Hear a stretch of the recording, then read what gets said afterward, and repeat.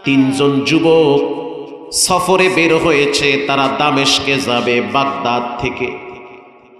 কিছু দূর যাওয়ার পরে প্রচন্ড বাতাস শুরু হয়ে গেছে। আল্লাহর রাসূল বলেন, বনি ইসরাইলের 3 যুবক সফরে বের হয়েছে। কিছু দূর যাওয়ার পরে মরুভূমিতে বাতাস শুরু হয়ে গেছে, ঝড় তুফান শুরু হয়ে গেল, সামনে কিছুই দেখা যায় না।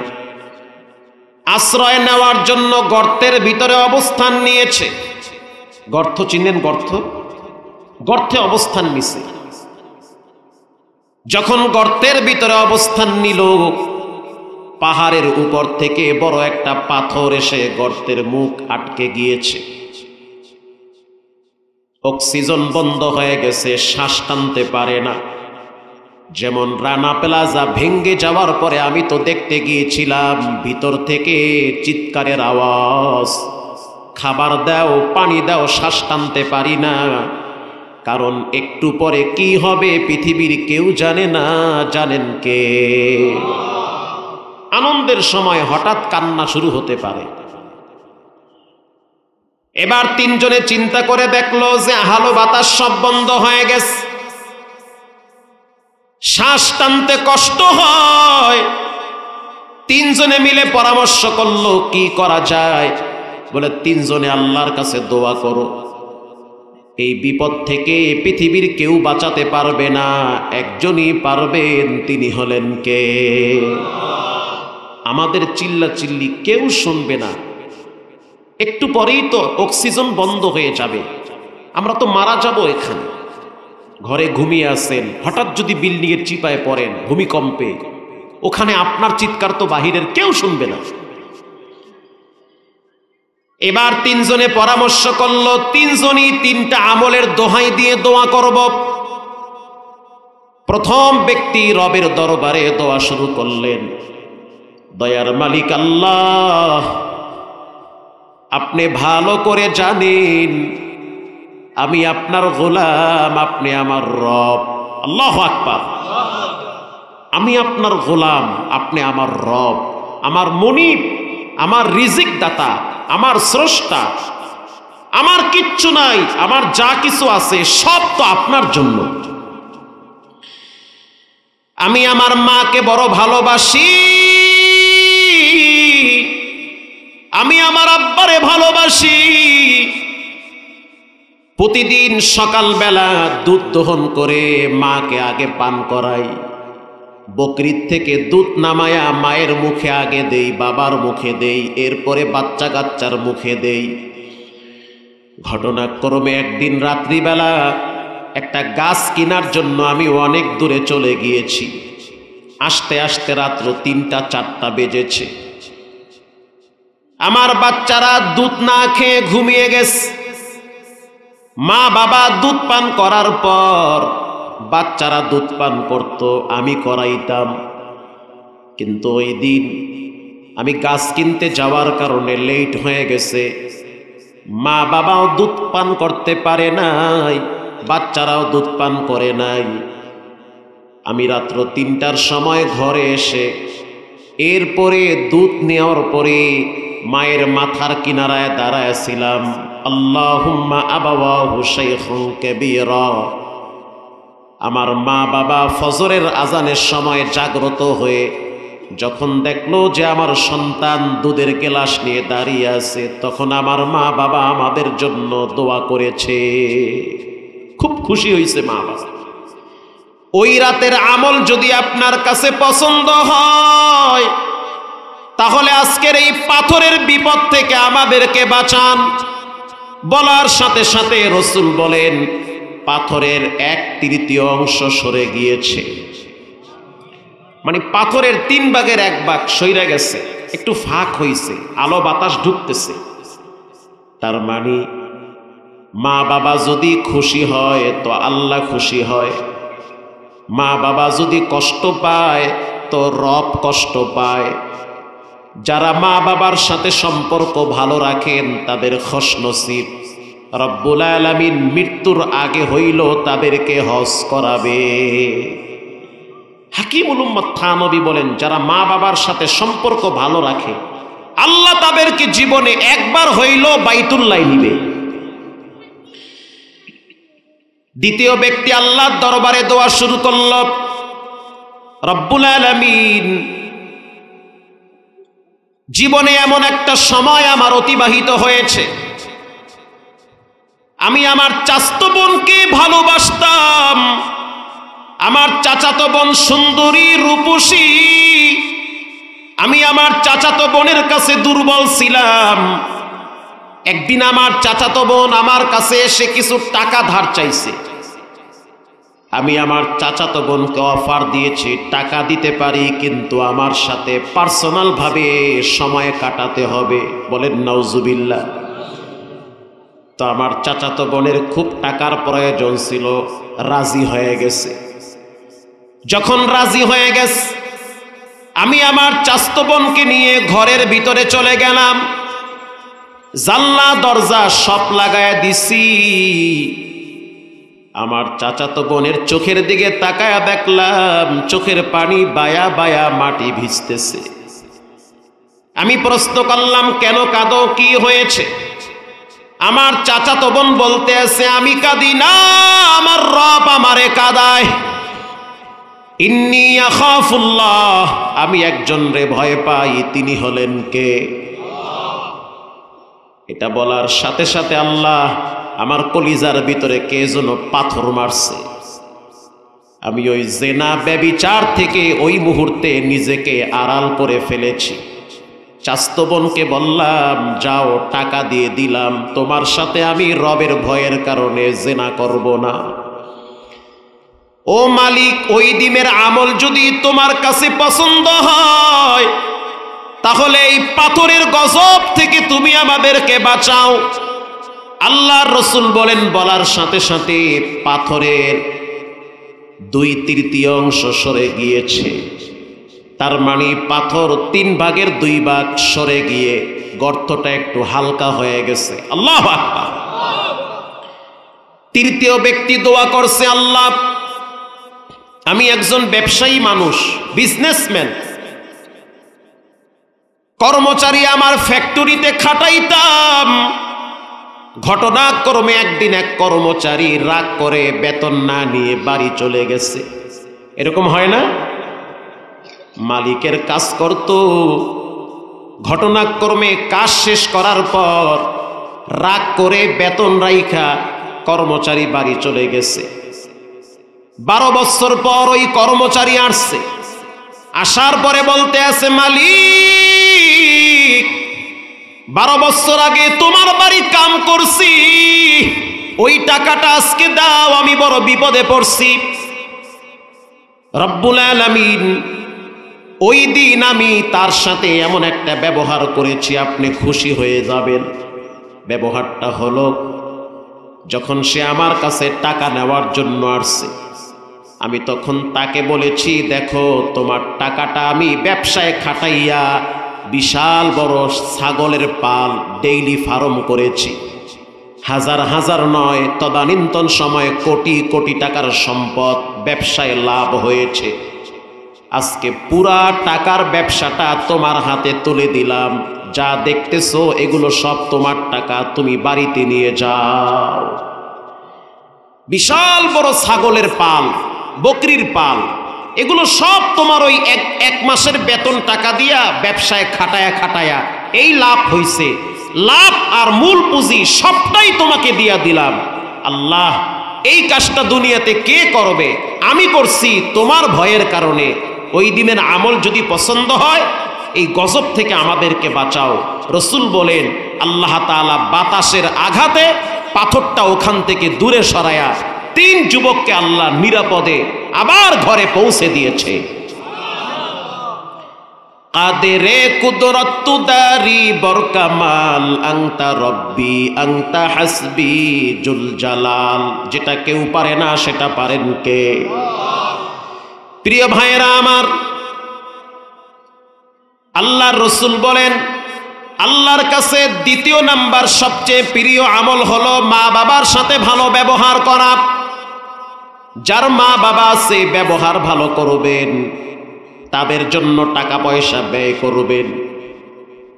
একজন সাহাবী বলল, ইয়া রাসূলুল্লাহ, টাকা পয়সা আমি কোথায় ব্যয় করব?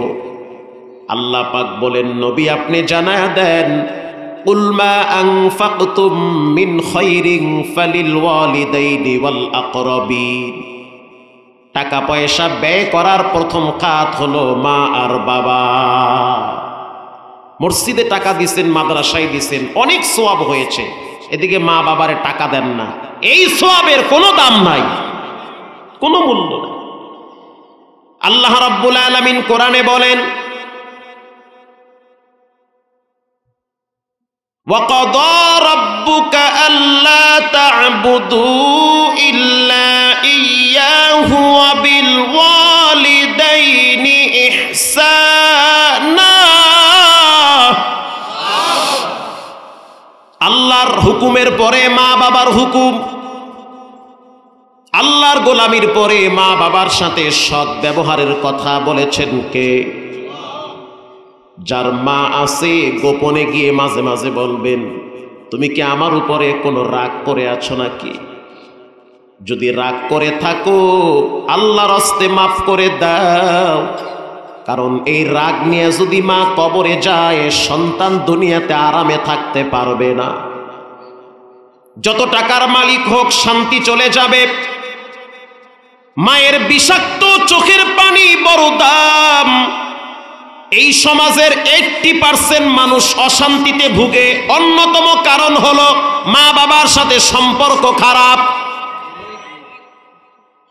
মা বাবার সাথে সম্পর্ক যার ভালো আছে সে যদি রিক্সা চালায়াও খায়, গিয়া জিজ্ঞেস করেন, ভ্যান চালায়া খাইলো তার দিলে একটা শান্তি আছে। আর কোটি টাকার মালিক মা বাবার সাথে সম্পর্ক খারাপ, কসম আল্লাহর, আল্লাহ দুনিয়ার শান্তি তার জন্য হারাম করে দেয়।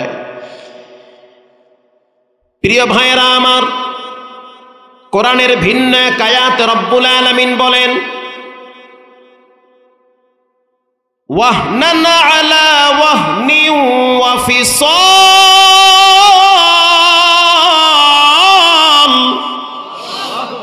কষ্টের পর কষ্ট তোমার মা তোমার জন্য করেছে।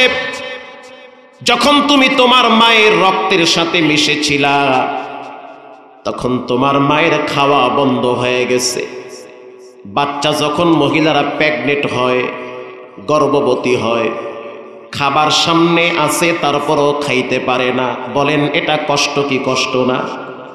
খাইতে মনে চায়, খাইতে পারে না। নাকের সামনে নেয়, খাবার থেকে গন্ধ আসে। বাচ্চা যখন পেটের ভিতরে বড় হয়, স্বামী তো নাকটাই না ঘুমায়, কিন্তু মা তো ঘুমাইতে পারে না, কারণ পেটের ভিতরে বাচ্চা লাথি মারছে, হাত দিয়া ঘুষা মারে, মাথা দিয়া আঘাত করে। এই কষ্টগুলা একমাত্র মা সহ্য করে। এই জন্য রসুল বলেছেন মায়ের হক 3 গুণ বেশি। আল্লাহু আকবার। মায়ের হক 3 গুণ বেশি। যারা মা বাবার সাথে ভালো ব্যবহার করে আল্লাহ পাক তাদেরকে জান্নাতুল ফেরদাউসের মেহমান বানাবে। পৃথিবী বিখ্যাত একজন ইমামের নাম হলো শায়েখ আব্দুর রহমান সুদাইস। কষ্ট হয় আপনাদের? কষ্ট তো হয়, ঠিক, রাত বেশি হয়েছে না। বর্তমান বাইতুল্লাহর একজন শ্রেষ্ঠ ইমামের নাম হলো শায়েখ আব্দুর রহমান সুদাইসি। সাংবাদিকরা প্রশ্ন করলো, ইমাম সাহেব, সারা পৃথিবীর ভিতরে বর্তমান সবচেয়ে সম্মানী ব্যক্তি হলো কাবার শ্রেষ্ঠ ইমাম আব্দুর রহমান সুদাইসি, এত সম্মানিত জায়গায় আপনি কেমনে আসলেন? কোটি কোটি মানুষের মাঝখান থেকে আল্লাহ আপনাকে নির্বাচন করেছে, এটা কেমনে হইছে? কি আপনার যোগ্যতা? শায়েখ আব্দুর রহমান সুদাইস বলেন, এটা আমার যোগ্যতা না, এটা আমার মায়ের দোয়া। মায়ের দোয়া। তিনি এবার সাক্ষাৎকারে বলেন, আমার বাড়ি হলো দাম্মামে, মক্কার থেকে প্রায় 1200 কিলোমিটার দূর হলো দাম্মাম। দাম্মামের একটি গ্রামের নাম হলো আসেল আল জাওয়াজ। ওই গ্রামে আমরা বসবাস করতাম। ছোট্টবেলা বাবায় মারা গেছে, মা আমাকে কোলে পিঠে করে বড় বানিয়েছে। যখন আমার বয়স 9 বছর, তখন আমার মা আমাকে সাথে করে উমরা করার জন্য মক্কায় আসছে। আমি আমার মায়ের সাথে সাথে মক্কায় আসছি উমরা করতে। আমার মা যখন উমরা করার জন্য প্রিপারেশন নিয়েছে, তাওয়াফ করবে, তখন আমাকে বলল, আব্দুর রহমান, হাজার হাজার মানুষের মাঝে তুমি হয়তো হারায়া যেতে পারো, তার চেয়ে তুমি মাকামে ইব্রাহিমের পাশে দাঁড়াও, আর আমি তাওয়াফ কমপ্লিট করে তোমাকে নিয়ে সাই করব। আল্লাহু আকবার। এখানে দাঁড়াও, আমি তাওয়াফ করে আসি। এবার আব্দুর রহমান সাহেবের মা চলে গেল তাওয়াফ করার জন্য। চতুর্দিকে ঘুরতেছে আর চোখের পানি ছেড়ে কাঁদতেছে আর বলতে আছে, লাব্বাইক আল্লাহুম্মা লাব্বাইক, লাব্বাইকা ইয়া আব্দি। বান্দা যখন আল্লাহরে ডাকে, আল্লাহ তখন বান্দার ডাকে সাড়া দেয়। কেন ডাকো আমাকে? ফকিরের মতো তোমার ঘরে আসছি, পৃথিবীতে যাদেরকে আপন ভাবতেছি কেউ আপন না। স্বার্থে আঘাত লাগলে কলিজার টুকরা সন্তানরেও মা বাবারে বৃদ্ধাশ্রমে পাঠায়া দেয়। কেউ আপন না, স্ত্রীও আপন না। 30 বছরের সংসার ভেঙে যায়, সন্তানের হাতে মা জবাই হয়, মায়ের হাতে ছেলে জবাই হয়। হয় কি হয় না? ভাই ভাইকে খুন করে, কে আপনার আপন? সিলেটের ঘটনা কে না জানে? মুমতাহা নামের একটা বাচ্চাকে প্রতিবেশী হত্যা করেছে। এমন ঘটনা প্রায় সময় ঘটে। মানুষ মানুষের কাছে নিরাপদ থাকে না, কুত্তা কুত্তার কাছে নিরাপদ থাকে। একটা পশু আর একটা পশুর কাছে নিরাপদ থাকে, কিন্তু একটা মানুষ আর একটা মানুষের কাছে নিরাপদ থাকে না। 5 টাকার জন্য মানুষ মানুষের গায়ে হাত দেয়। মানুষ হায়ওয়ানের চেয়েও নিকৃষ্ট হয়ে গেছে। শেখ আব্দুর রহমান সুদাইস বলেন, আমার মাকে যখন দেখলাম তাওয়াফ করতেছে, তখন আমার বয়স মাত্র 9 বছর। আমি তো ছোট মানুষ, বাচ্চাদের ন্যাচারালি অভ্যাস হলো অন্য বাচ্চাদেরকে দেখলে তাদের খেলার দিকে মন যায়। আপনাদের মসজিদগুলায় তো বাচ্চারা গেলে আপনারা ধমক দেন, আর মক্কা মদিনার মসজিদগুলায় বাচ্চারা না থাকলে মসজিদ ঠান্ডা থাকে, বাচ্চারা থাকলে মসজিদ গরম থাকে। বাচ্চাদের দোয়ার কারণে মনে হয় আরশে আজিম থেকে রহমত নাজিল হয়। বাচ্চারা মসজিদে গেলে ধমক দিবেন না, দুষ্টামি করে, করুক দুষ্টামি। টুপি আপনারটা নিয়ে যায়, যাক নিয়ে যাক, সমস্যা কি? আপনার নামাজ কবুল হইল কি হইল না কোনো গ্যারান্টি নাই, কিন্তু আপনার বাচ্চা মসজিদে যাওয়ার কারণে আপনার জন্য যে সে মসজিদে যায়, আপনি কবরে গেলে বাচ্চার যাওয়ার সোয়াবটা তো আপনার অ্যাকাউন্টে জমা হবে। আপনার নামাজের দৃশ্য দেখলে সে তো মসজিদে আসবে আর যাবে। শেখ আব্দুর রহমান সুদাইস বলেন, যখন আমার মা তাওয়াফ করতেছে, তখন আমি বাচ্চাদের খেলাধুলা দেখে চলে গেলাম আর একদিকে। যেই জন্য মা আমাকে সাথে রাখে নাই, কেন হারায় যাব? সেইম আমি হারায় গেছি। আমি আর মাকামে ইব্রাহিম খুঁজে পাই না। আমার মা তাওয়াফ করার পরে আমারেও খুঁজে পায় না। মা তখন অনেক খোঁজাখুঁজি করার পরে চিন্তা করলো যে যেই জায়গার থেকে বাচ্চা হারাইছে ওই জায়গায় দাঁড়ায়া থাকি। এবার আবার মা মাকামে ইব্রাহিমের সামনে দাঁড়ায়া খানায় কাবার দিকে 2টা হাত তুলে দিয়েছে। 2 হাত তুলে চোখের পানি ছেড়ে দিয়া বলে, দয়ার মালিক আল্লাহ, আপনি আমার সন্তানকে আপনার ঘর কাবার ইমাম বানায় দেন। রাগ করেই বলে, আমি আমার সন্তানকে কেন খুঁজে পাই না? মুসল্লি হারায় গেলে মুসল্লি পাওয়া যায় না, ইমাম হারায় গেলে ইমাম পাওয়া যায়। ইমাম তো হারাই না, মুসল্লি হারাইতে পারে, ইমাম কি হারায়? তা আমি আমার পোলারে খুঁজতে পাই না, তার চেয়ে তুমি এক কাজ করো, আমার পোলাটারে তোমার ঘরের ইমাম বানায়া দাও, তাইলে তো আমার খোঁজা লাগবে না আমার পোলা কোনটা, আমার পোলা তো ইমাম সাহেব। কথা কন না কা? শায়েখ আব্দুর রহমান সুদাইস এই বক্তব্য দিচ্ছে যে আমার মা দোয়া করতেছে, আল্লাহ আমার পোলাটারে বাইতুল্লাহর ইমাম বানাও, আমার তো আর খোঁজা লাগবে না। আব্দুর রহমান সুদাইস বলেন, আমার মা সহজ সরল মানুষ। এ কথা বলতেছে আর মায়ের চোখের পানি টপটপায়া পড়তেছে। আমি মায়ের পিছনে দাঁড়ায়া বাচ্চা সুলভ ভাবে মাকে শোনায় শোনায় বলতে আসি আমি ইতিমধ্যে মায়ের পিছনে চলে আসছি। মা যখন বলল আল্লাহ তোমার ঘরের ইমাম বানা, আমি পিছনে দাঁড়ায় বলতে আসি আমিন। তার মানে কবুল করেছেন কে? প্রতি রমজানে তিনি বেতের নামাজগুলা পড়ান। বেতের নামাজের সময় তিনি দোয়া বেশি বেশি করেন, রব্বির হামুহুমা কামা রব্বায়ানি সগীরা।